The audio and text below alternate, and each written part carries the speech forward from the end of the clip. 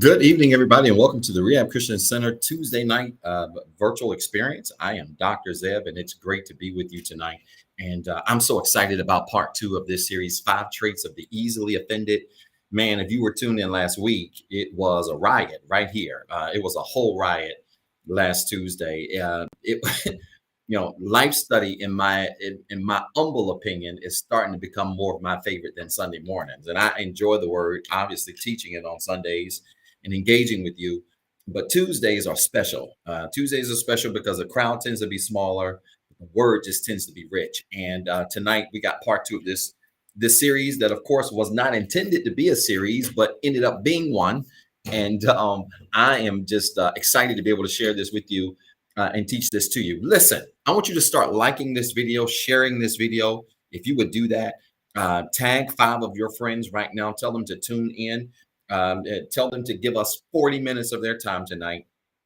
And we're going to teach another very practical lesson that I know is going to be a blessing to all of you. And again, just excited that you tuned in for part 2 of 5 traits of the easily offended. I didn't even get to the traits last week, but I intend to get to the traits this week and walk through all of this week. And so I want to go through the networks really quickly. And then we're going to dive into the word. And also I'm going to talk a little bit about our new text to give, or our text messaging rather system that I want to make sure that everybody is familiar with and prepared to utilize so that you can remain up to date about all of the wonderful things that we've got going on. So let me go through the networks really quickly, and then we will go from there. Facebook, good evening to you. It's good to see you virtually. Those of you that are tuned in via Facebook, thank you so much for joining us this evening.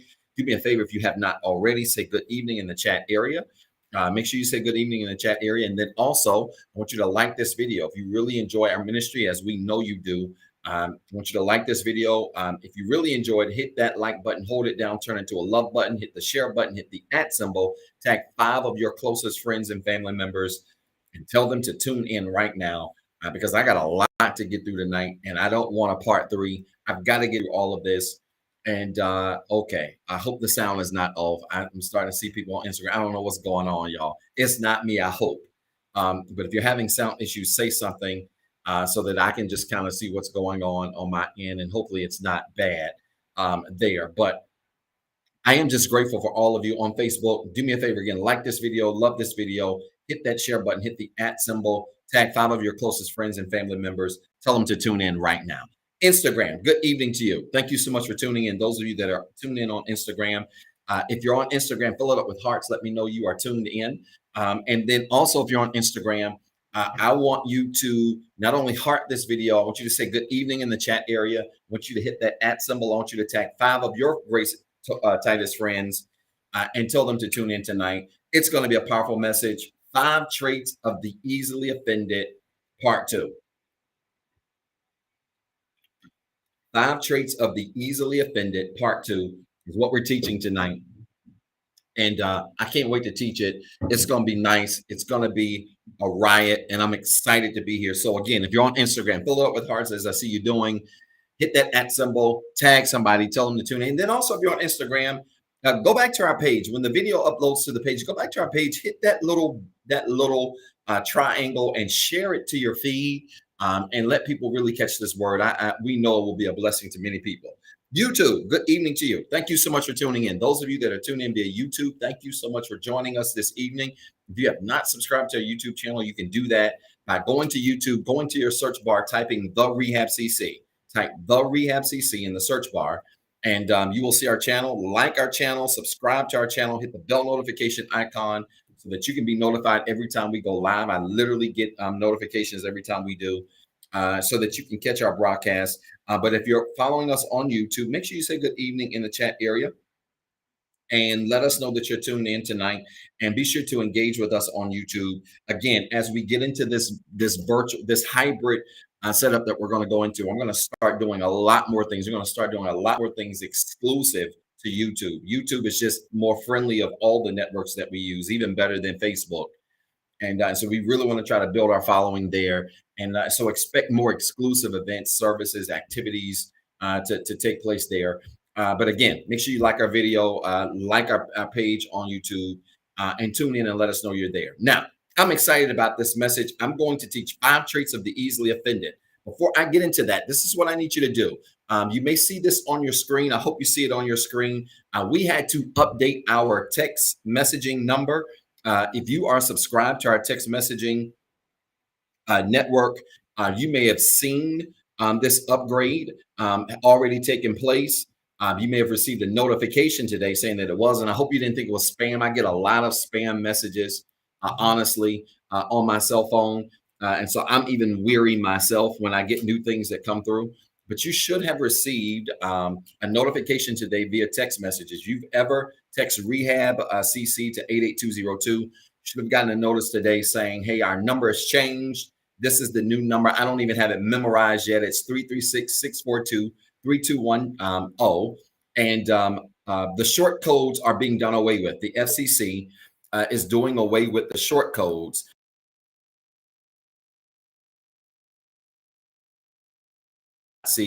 Or that's why you are seeing that number being done away with. And so if you have not subscribed to our channel yet, I want you to make sure that you take the opportunity to go ahead and grab your cell phone now and text REHABCC to this number, 336-642-3210. That's 336-642-3210. You should see it on the screen. I know it's already on Instagram, Facebook, YouTube. I'm working on, you guys. I don't see it up yet. There it is. Make sure you text REHABCC to 336-642-3210. You want to text REHABCC there. That's also the short code you will use for giving. Those of you, I had a couple of messages actually right before I came online. Members have asked and supporters have asked, hey, do I also text this number if I want to give from my cell phone? You do that as well. So instead of texting REHABWORKS to 88202, which I got to get that out of my mind now, you're going to text REHABWORKS to 336-642-3210. 336-642-3210. And that is going to be our number. Hopefully we don't get this changed again. We've had 88202 for years at Rehab, and that short code has served us well. But now we are on a new code. And so make sure you lock it in your phone. One easy way or suggestion that was given to us is that you save it. And so I saved it in my phone as REHABCC info. And that way, every time the text comes through, it doesn't look like spam. It looks like a real number, and it is a real number. And every time you see that on your phone, you know it's going to be an announcement from our ministry. So again, text REHABCC to 336-642-3210. But you will also use that number if you want to give. You'll text REHABWORKS to that number, and then you'll also receive notifications about any upcoming events announcements that we have via text message. And this is going to be so important, especially as we go into the virtual environment now, or the hybrid environment. Now, let's get into the word tonight. A lot I had to really get through. I've got a roll tonight. I've already I've used 10 good minutes of my time that I need tonight, because this is going to be powerful. 5 traits of the easily offended. And where we left off last week is that people with the spirit of offense are 3 things. And I want you to start here, because if you did not watch last week, you need to go back and binge watching that last week, because it really gives a good foundation for what we're going to deal with tonight. But what I left off with last week is that people with the spirit of offense are 3 things. 1, they're unteachable, they're unapproachable, and they're unreasonable. I need you to record this. People with the spirit of offense are 3 things at minimum. They are unteachable, they are unapproachable, they are unreasonable. People with the spirit of offense are unteachable, unapproachable, and unreasonable. And we had a really good conversation about people who have the spirit of offense being hard to teach, being hard to get through to. People with the spirit of offense being hard to reach or hard to approach. I'll be honest with you. I shared with a group of volunteers last night. I'm in a season right now at Rehab, honestly, and not just in Rehab. I think this is for my life in general, of just incredible peace. And it feels amazing here. You want to make sure that you even surround yourself in your life.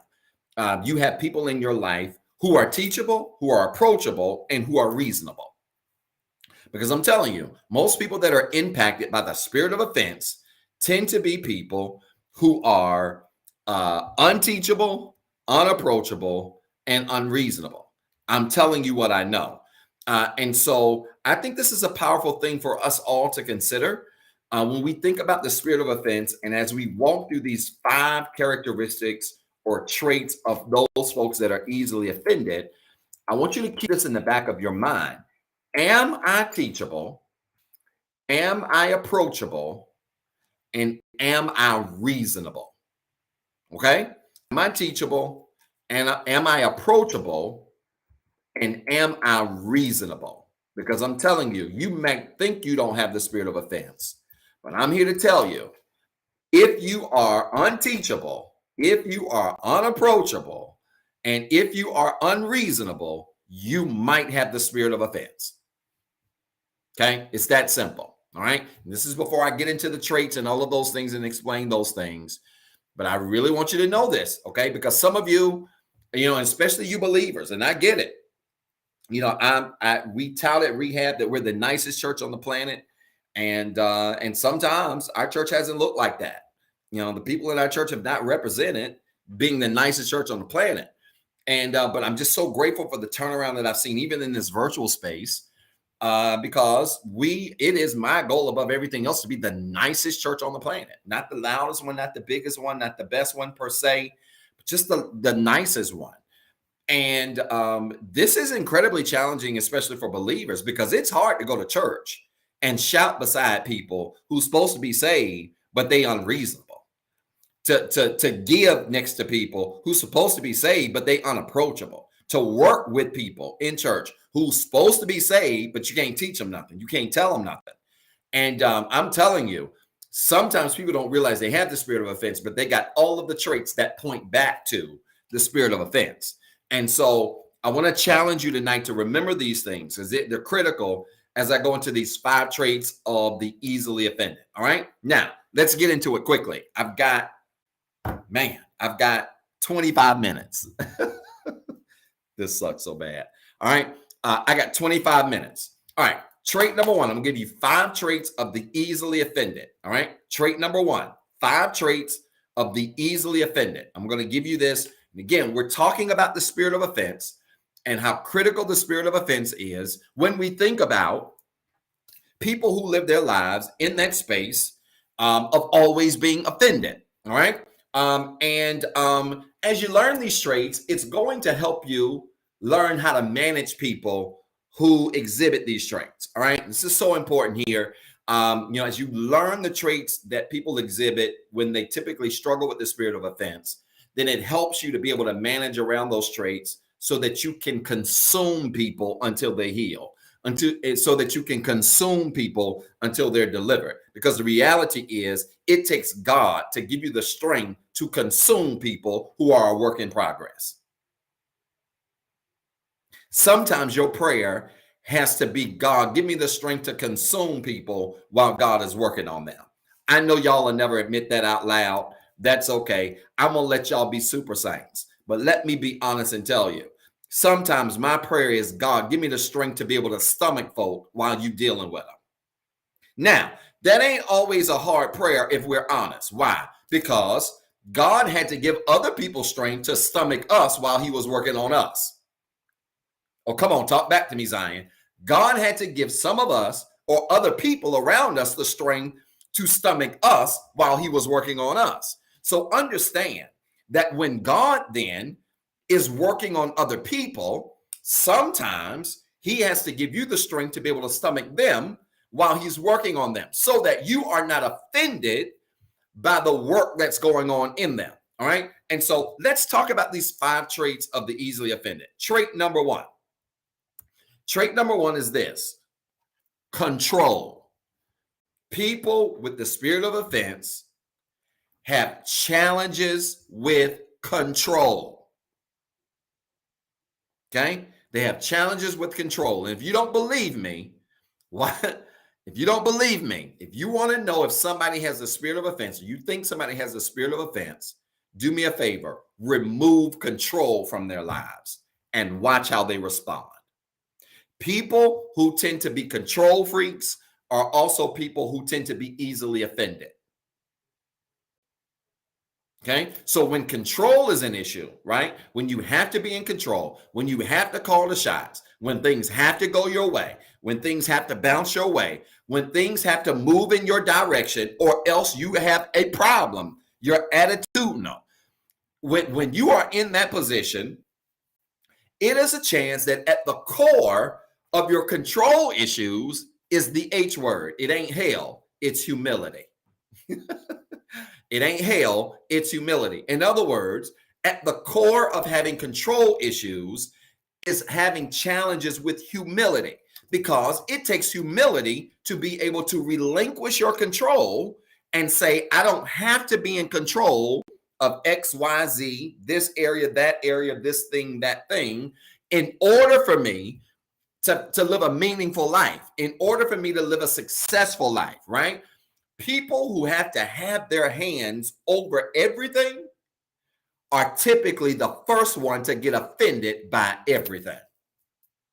I'm going to say this again. People who have to have their hands on everything are typically the first ones to get offended by anything. I need you to record this. People who get offended or who have to have their hands on everything are normally offended by anything. Facebook, why y'all not writing? YouTube, why y'all not writing? Instagram's on fire tonight. I must be teaching to somebody. I want you to record this. People who have to have their hands on everything are normally offended by anything.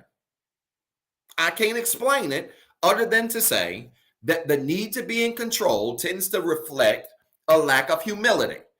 It tends to make people feel like they are positioned to only be okay if they can control outcomes. And I'm going to tell you, it's counterintuitive even to the God you serve, because let's face it,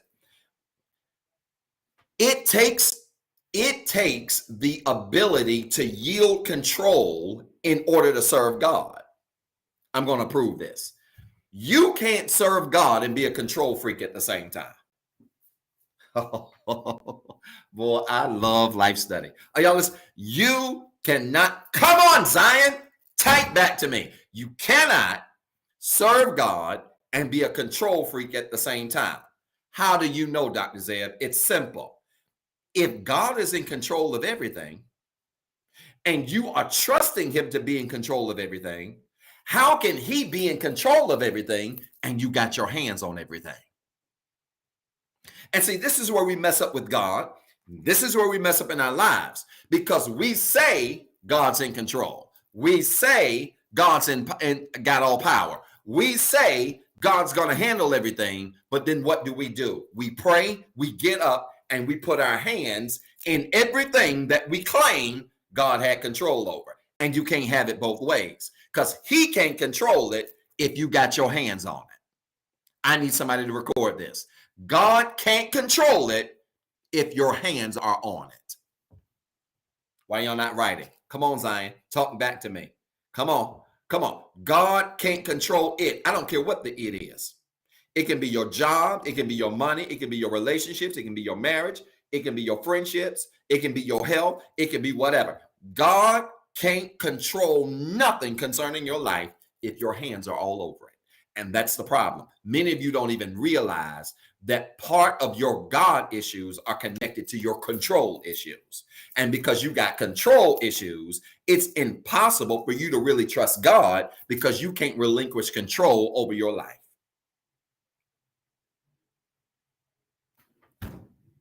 Are y'all listening to the old man? Is this making sense at all? So again, if you want to see progress in your life, stop trying to control everything. Stop feeling like you have to be in charge of everything. Stop feeling like you have to have your hands on everything. Stop feeling like you have to control the outcome of everything. The very essence of serving God is the phrase that we say in church all the time. See, I love people. People stand up in church, say stuff. I talked a little bit about this Sunday, right? When you pray and say things like, keep me over the dangerous highways, folks be saying that and don't even realize what you're saying. Like you asking God to keep you, to create a highway that's dangerous so that he can answer your prayer. You got to be careful with the words you say. And see, it's so funny. People stand up in church and say stuff like this. not my will, but your will be done. Let's talk about that phrase real quick. Give me 60 seconds. When you stand up in church or stand up in your bedroom, wherever you pray, or in whatever situation you're in, and you say, God, not my will, but your will be done, what you're saying is, I give up complete control and I give you control. So you can't be a control freak and make that declaration, because it is impossible to say, not my will, but your will be done, but then go behind God's back and try to set the deck and try to fix your own situations. And that's where we get in trouble with God. And then we blame God and we say, I've been praying to God to fix this and it ain't happened the way I want it to. But if you're really honest and look at the situation, it ain't happened because your hands are in it. You have to take your hands out of it. That's why I don't say stuff in church I don't mean. Because life, let me help y'all. Life has a way of putting you in positions to test the very thing you declare in front of God. Y'all don't like this. But when you make these statements, these declarative statements, not my will, but your will be done. You're the potter, I'm the clay. The clay don't tell the potter what to do. Right? I was listening to some old Ricky Dillard this week, and we love this song. We used to bop to the song. The song is in F sharp. God's will is what I want for my life. Good bop to it. Good vamp. The vamp modulates. It sounds great. But when you shut up and think about what you said, God's will is what I want for my life. God's will is what I want for my life. I'll do what you want me to do. I'll say what you want me to say. I'll go where you want me to go. God's will is what I want for my life. When you think about the words, you ain't in none of that. You ain't in none of it. When you go through that verse, you ain't in none of that. That verse is simply saying, I have no control. I'm going to say what you want me to say. I'm going to do what you want me to do. I'm going to go where you want me to go. And then we turn around crying, boo-hooing, crying, passed out. The ushers got 4 sheets on you. You didn't pass out to my, I want God's will for my life. No, you don't. You think you do until his will looks nothing like what you want. Is this making sense to anybody? I really wish I had time to deal with this tonight. All right. So that's characteristic or trait number 1 of the easily offended. Control, the control freaks. Number 2, this is a good one. Entitlement. Entitlement. Trait number 2 of the easily offended is entitlement. Entitlement.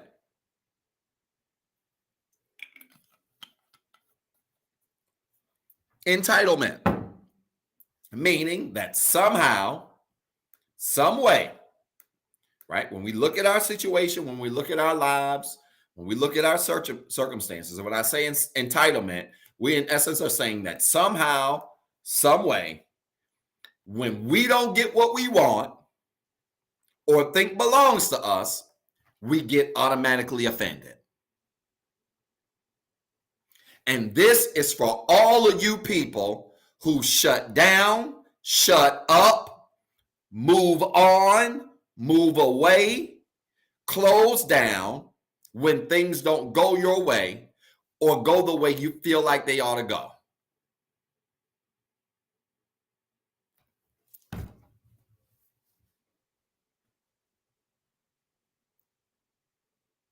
I'm just waiting on more of y'all to talk to me. This is for all of you that shut down the shop. Well, and a lot of this goes back to things that honestly many people struggled with and was allowed to get away with even in childhood, right? You know, one of the things I monitor, especially for Giselle, not as much on this, but especially for if Forrest playing basketball or something and things aren't going his way, what we ain't gonna do is take the ball and go home when other people want to play. No, you having a bad day, but we're going to still play ball and everybody going to still use your ball. And you ain't going to take the ball and go home. because that breeds entitlement. It ain't going my way. It ain't bouncing my way. It ain't working my way. And so because it's not, I'm offended and I want to shut down my interest in playing the game. And many of you treat your life the same way. When things don't go your way, when people don't do what you want them to do, you shut down, you close down. And I'm telling you, y'all don't like this, but if you are listening to this broadcast, I know they all do it, and you can't let your kid, I like that, and I like that better, try to anyway, because you can't let your kids do it because you breed entitlement to them, and you teach them, if things don't go my way, it's okay to shut down. It's okay, and this is why, white meat alert, y'all ready? Why I wish I had a siren to go off. White meat alert. This is why many of you struggle in your relationships. This is why many of you struggle in your friendships. This is why many of you struggle in your family dynamics, and you can't even get through an argument in a conversation, because when the argument don't go right with you, you reflect your sense of entitlement by shutting down. So instead of you talking it out like grown-ups, like mature adults, like believers, you shut up. I ain't got nothing to say. Don't talk to me. Shut up. I don't want to hear nothing else. That's entitlement. And likely it is because you have a high spirit or a high level of the spirit of offense in your spirit. That's for all of you that get mad in arguments and you want to shut down and you don't want to talk no more because the argument ain't going your way, or they said something you didn't like, or said something you didn't agree with. And instead of you maturing and being able to take the good that people say with the bad that people say, and being able to remain mature and remain calm, you get in your feelings, you shut down. I don't want to talk. And I'm especially talking to you knuckleheaded women. I know y'all don't like it. I said what I said, because women tend to do this a lot, especially in relationships. Because when you women get really mad, one or two things either happen. You either run your mouth to the point where you go so far out in left field that you find yourself apologizing later because you all in your emotions, or you swing to the opposite and you don't say nothing. Look how quiet it is on the chat. The chat is quiet. Ain't nobody saying nothing to your boy tonight.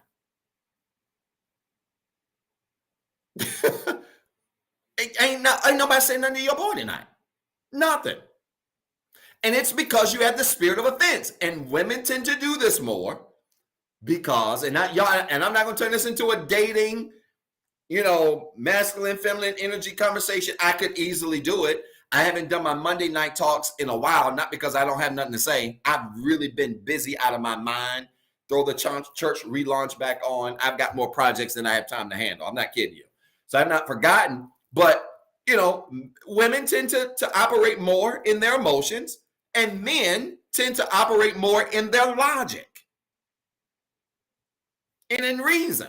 And so the reality is, a lot of you women get mad. You get in arguments with folks, and you get to shutting. You either go off into a tangent, and your mouth gets diarrhea, and you start blurting. I know y'all don't like this. I don't care. Your mouth starts blurting stuff that you want to take back later, or that you eventually feel bad about later, because when your emotions have calmed down, then all of a sudden stuff that you said, you realize you went too far, or you quiet. The argument get heated and you shut down. And then we got to beg you to talk. You ain't got nothing to say? No. What's your problem? Nothing. Stop. It's the truth. And it's not one. Lord, the women are attacking me on Instagram. It's not one-sided. Okay. She said, everything that I say. Yeah. Right. So you have to, and even that, I'm going to pick on you, Sister Ashley, because I know it's love and I can do it, Brother Keaton, ain't going to mind. But even that, when you hit them with the okay and keep going, that passive aggressive stuff, it's the entitlement that connects to the spirit of offense. Okay. Oh, that's all you're going to say? Yeah, do what you want to do. You offended. It's the spirit of offense. Come on, Zion. Talk back to me, Zion. You got to move beyond that. You have to move beyond that, or the spirit of offense will get the best of your relationships. It'll get the best of your friendships, your marriages, your family connections, any relationships, especially you have with people. The spirit of offense will get the best of them. Y'all don't like this word here. This is a hard word. It's a hard word. Now, guys, I'm not leaving you out of this because guys can also shut down too and all of a sudden don't want to talk. For most guys, it's hard to get them to talk anyway. Okay? It's I'm gonna call Brother Keaton on you. Most guys, it's hard for them to talk anyway. But then when y'all get offended, then you do the same thing. I ain't got nothing to say. I mean, you already said this, and you already did this, you already felt this. So you already think this. I'm gonna let you think that. It's the spirit of offense. You operating in a spirit of entitlement that somehow, some way, things gotta go your way or go in a way that you agree with. And if they don't, then you have allowed it to impact your spirit. I gotta hurry, y'all. Number 3, because y'all don't want a part 3. Y'all want me to hurry up with this. But I'm going to say this about this entitlement thing real quick. Not only this is for people for people who shut down so easily. Let me say this to you. This is also for people who share their problem with you with everybody else but you. Because I've discovered that people with the spirit of offense who struggle with entitlement will have a problem with you and talk to everybody else but you.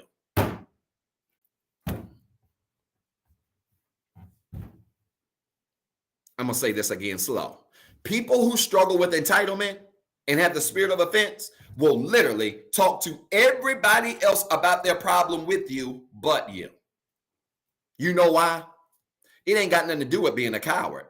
What it's got something to do with is the fact that they can dish their opinion. They can't take hearing yours.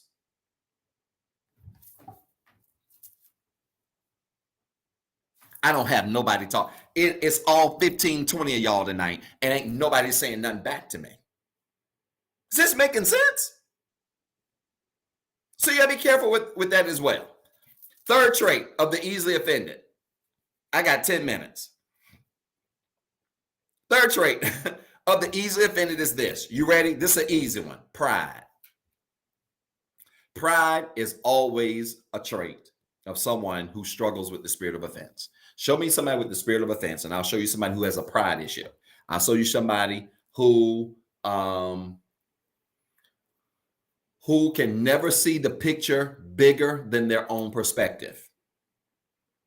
I'll show you somebody who can see the truth.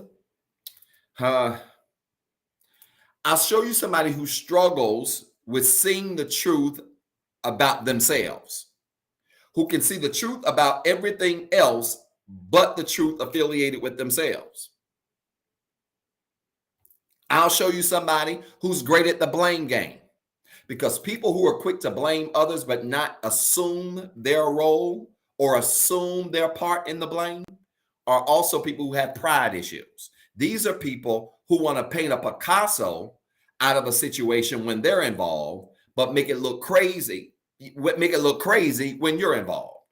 These are all reflections of folks who struggle with pride, who have high levels of the spirit of offense. These are people you can't correct. You can't correct a prideful person, because a prideful person, one, ain't gonna listen, and two, is gonna see everybody else is wrong but their own. Y'all don't believe it? Try to correct somebody who's filled with pride and watch how they respond. You will find yourself in an argument with them because they took your correction personal. And people who struggle with pride will take correction personal. I need you to record this, especially all of you leaders and leaders in training and people who want to lead others at work, in business, at church, lead your family, lead in relationships. I want you to remember what I just said. It's critical. People who struggle with pride cannot take correction. They can't take it. It's either their way or it's no way. I like that, Minister Carlos, and they're never wrong. And if they are wrong, they have too much pride to admit it. They ain't humble enough to say, hey, I goofed this up. Yeah, I didn't do everything, but this part right here and this part right here and this part right here, I really screwed that up. People who struggle with pride simply cannot take correction of no kind. I don't care how you slice it, how you dice it. I don't care how nice you try to put it. Let me tell you something. I've had to deal with people who had pride issues where literally, y'all, I'm going to just admit this out loud. Where literally, if I had to talk to them about the easiest thing, let's say I had to talk to them about me liking red popsicles, and I was always being served green popsicles. If I had to have that conversation with somebody with a spirit of pride, and it's a very basic conversation, hey, I don't really like red popsicles. I really like green. No, I don't really like green popsicles. I really like red. I would have to play that conversation in my mind for like 30 minutes to figure out a way to say it so they could hear what I'm saying without taking what I'm saying personal. And that drains you. It becomes draining when you have to approach people, deal with people, work around people's feelings because they take everything you say and do personal. And people who struggle in this space, who take everything personal, the reason they do is because they struggle with seeing their role in things. See, it takes growth. I was telling somebody last night, I know I've grown because I've experienced some things over the last couple of weeks that literally would have just drove me nuts. I cussed everybody out, just going off. But you know what? I was cool and calm. No, when you have grown and matured spiritually to a point where you can take the good with the bad, you can be honest about your role in the bad, you get to a place where you don't get easily offended by stuff, and you're easy to correct, and you become easier to communicate with, and you become easier to reason with. It is impossible to reason with a prideful person. I'm going to say this again. It is impossible to reason with a prideful person because a prideful person has no sense of reason or logic or self-awareness about them. Laughing at my kids. We're talking today. I'm telling me something about what happened at the school. And Giselle was talking about what happened at her school. And some girl was acting crazy and was telling lies on other class members on the school and all of this stuff. And I said, Giselle, well, what happened? Said nothing. We went outside, but it was a good day. And she said, I just chalked it up that, she ain't had no self-awareness. That made my heart smile. I badger my kids about the importance of self-awareness. People with pride don't have self-awareness because people with pride can't realize the fact that they really make life uncomfortable for those around them when all they can see is what everybody else does and they can never see what they do. Man, I quit. This is too much. Is this too much for y'all? People with pride can't see their role in nothing. And it takes growth. It takes maturity. It takes emotional stability to go through a difficult moment, to go through a difficult season, to go through a difficult circumstance. Watch. And somebody else had parts to play in it, but you also had parts to play in it. And you got enough boldness and emotional and spiritual maturity to say, I admit my role. There are some things I could have done better. There are some things I could have said better. There are some things that if I could do it over, I would do differently. That takes spiritual maturity. And it takes even more spiritual maturity and the absence of pride to hear people talk about how what you did made them feel, how what you did offended them. Y'all hear from people, hey, when you did this, you offended me. And then all of a sudden you go on the defense. And when you go on the defense, when somebody walks up to you, and I don't even care if what they say is so out in left field, it ain't true. If somebody walks up to you and says, hey, Mr. Carlos, when you said this, it offended me, and you automatically get pissed off, you got the spirit of offense. I don't care if you're right and they're wrong. The spirit of offense will cause you to go from 0 to 100 have no sense of logic or reason, and to become completely unreasonable in that moment to the point where you can't communicate and listen. And this is why a lot of people don't like to talk to some of y'all, because they can't get 2 words out to you without you getting offended. Without saying, I was right, what they said was wrong. So what? So what? Allow them to express how they feel and be spiritually mature enough to be able to embrace it and consume it, to hear it, to process it, and then be able to respond, and then respond in calmness, kindness, professional, not passive aggressive. Y'all don't like this here. Y'all don't like this. This is too heavy treading. But I meant what I said. You have the spirit of offense, you have the spirit of pride running rampant inside of you. Number 4, I got to hurry. I'm out of time and I ain't out of word. I got to do this in 3 minutes. Number 4, the 4th trait of offense is this: resentment or bitterness. Man, I could spend a whole hour on this. In fact, I might teach on this next week. Just do a whole lesson on the spirit of resentment and bitterness. Because let me tell you something. People with the spirit of offense also struggle with resentment and being bitter.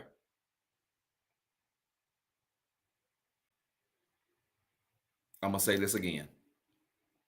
People with the spirit of offense also struggle with resentment and being bitter. Yes, you do. You struggle with that.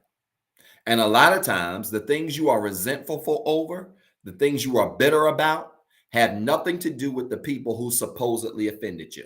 Some of y'all mad at people who say stuff to you, who work with you, who in relationships with you, who go to church with you, who in your family, whatever connection you have. Some of y'all are mad at people and pop off on people, and what they did to you really won't that bad. You ain't over the relationship that didn't work. You're not over what happened in your career and you feel like you should be further. And because you have not come to a place of resolve, in those areas of your life that have failed, you then begin to take your failures out on everybody. This is why I learned a long time ago not to take the actions of resentful and bitter people personal.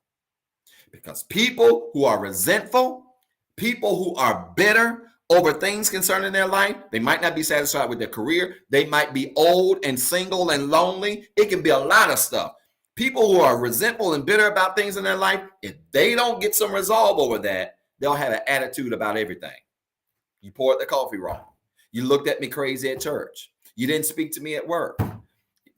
I don't like the fact that you want red popsicles instead of green ones. Like, they will find a reason to be upset about something, and you'll be looking at them like, is this really that serious? And you'll start taking it personal. And you will take the spirit of offense that somebody else has personal, when you don't realize that sometimes people respond the way they do because they're still resentful and they're bitter.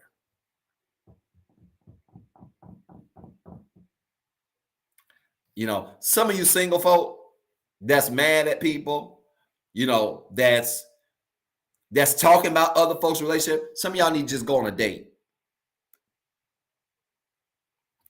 Go get on Tinder or something. Some of y'all need to go on a date and let somebody kiss you one time, so some of that bitterness and resentment can come out of you. Now, there's a rated X version, I would say to this, but then I will completely get shut down forever. And half of y'all don't halfway like me, no way. Okay? But some of y'all need to do some stuff to get some of this resentment and bitterness out of you. Because a lot of y'all, single folk especially, you mad at the world. You just mad, you're ChristianMingle.com. Something, go find you something. But some of y'all mad at the world because your last relationship worked. Your marriage failed. Your relationships with your kids are on the rocks. Your relationship with your family's on the rock. You got struggles in your health. Maybe you got health exercise. You need to do something to correct all of that and stop taking your bitterness out on everybody else. Stop taking your resentment out on everybody else. It's true. Well, I ain't gonna just say that. I ain't gonna say that. But y'all getting what I'm getting at. Some of y'all just need to get some. Just if God can't heal you from your resentment and bitterness, go get some. Now I don't care. I don't care if y'all share me. I could care less. Go back and read the context of the message. Listen to the context of the message. It don't make no sense. God needs to heal you from that resentment and bitterness so you can quit taking it out on everybody else. Hey, have you ever seen the movie?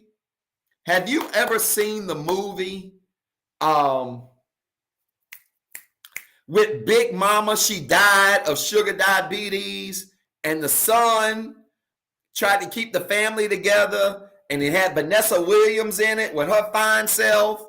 What's the movie? Soul Food. Is that it? I think it's Soul. Have y'all ever seen the movie Soul Food? Y'all seen that movie? You know what Vanessa Williams' problem was? She was a female dog to everybody around her because she had marriage problems. Y'all don't like this kind of practical teaching. She was a female dog to everybody around her because she had marriage problems. She had issues in her household. And because she didn't deal with that resentment and bitterness that came from that, then all of a sudden, everybody else was a problem. Everything else was a challenge. She was super nitpicking at people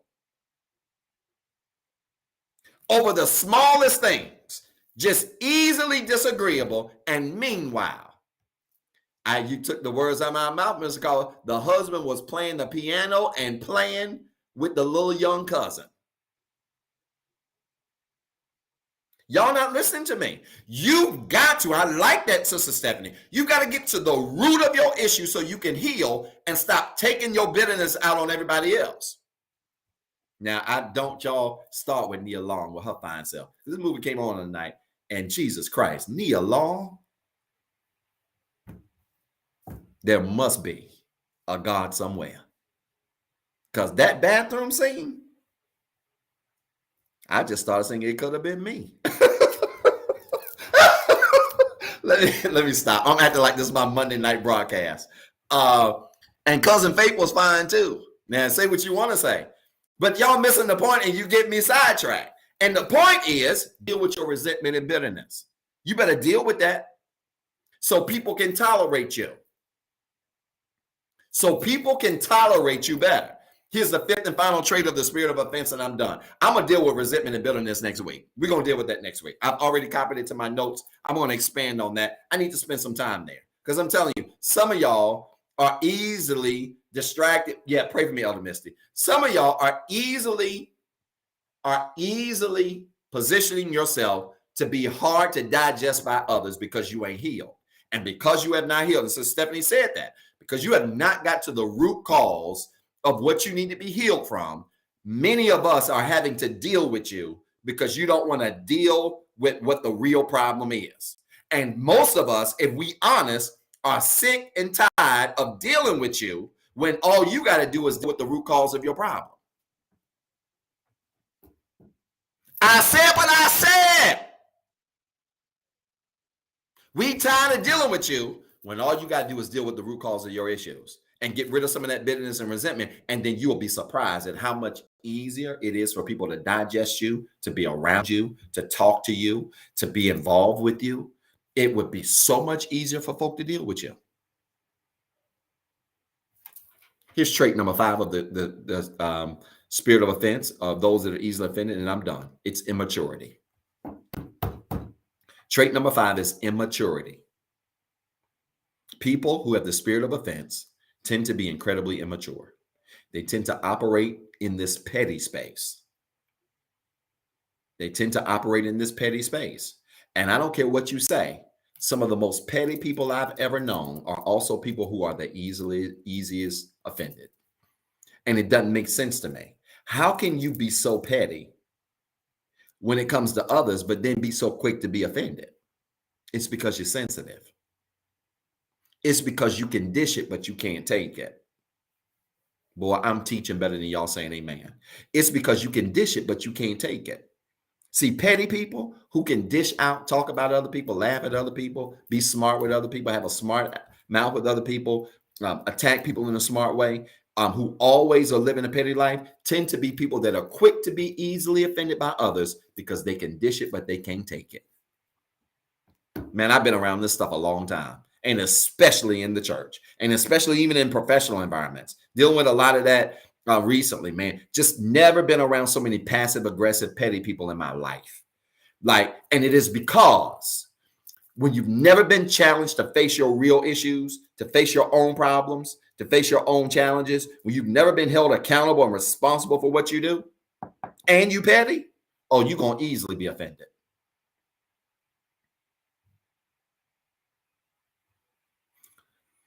Immaturity becomes a reflection of people who act simple or petty because they don't know how to control being offended. So offended people, or people with the spirit of offense, will stoop to pettiness as an outlet to handle their offense. I don't have time to deal with this. I got to stop. People who are offended will stoop to pettiness as an outlet to handle their offense. And then they become incredibly passive aggressive.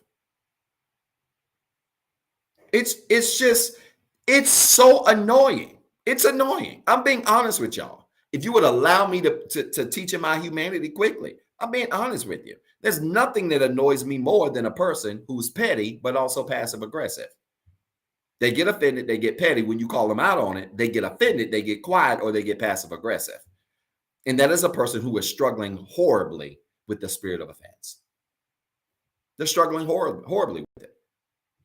And you got to deal with all of that so that people can consume you, so that people can digest you, so that people will want to be around you. Y'all, I'm out of time. It's 8:03. This bless anybody tonight? Woo!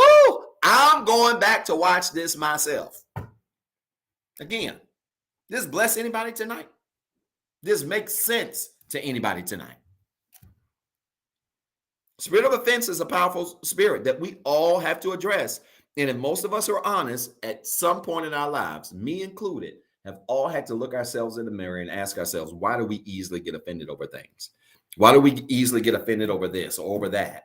We've all had to, if we're honest, had to deal with the spirit of offense. But you're going to know you're maturing in God. You're going to know you're emotionally maturing. You're going to know you're becoming emotionally stable. You don't allow things to so easily get under your skin.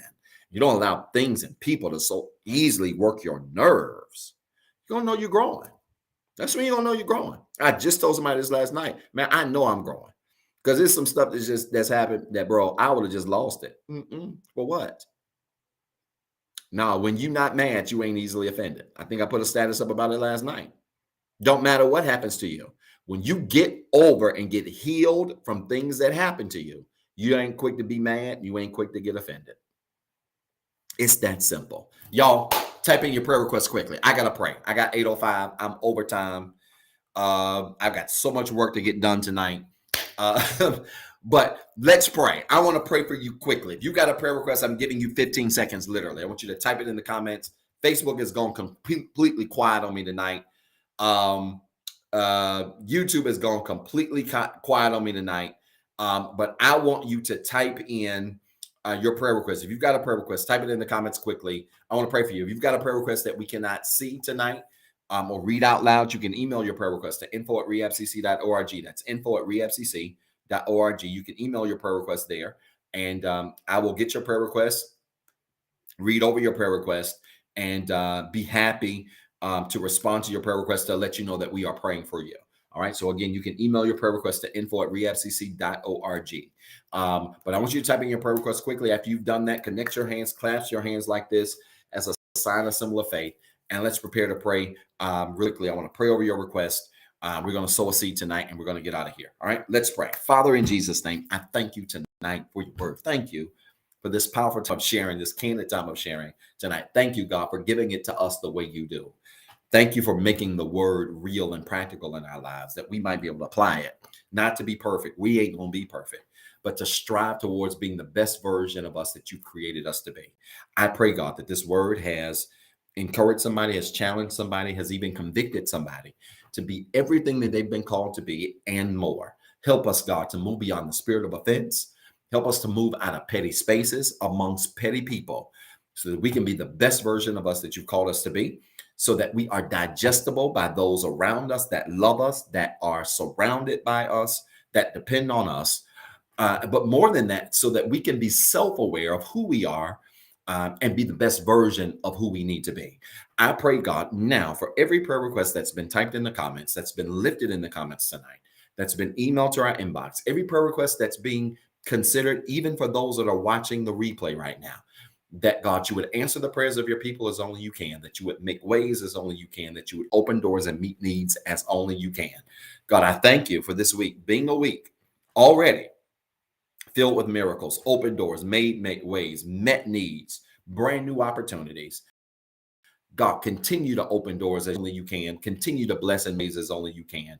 And God, we will continue to give your name the glory, the honor, and the praise. It's in Jesus' name we pray. Amen. Do me a favor. If you prayed that prayer of faith with me, I want you to type in the comments quickly. It is so. Quickly. Come on. It is so. It is so. It is so. Every single time you say amen, you're simply saying it is so. Every time you say amen, you're simply saying it is done. I want you to type in the comments quickly.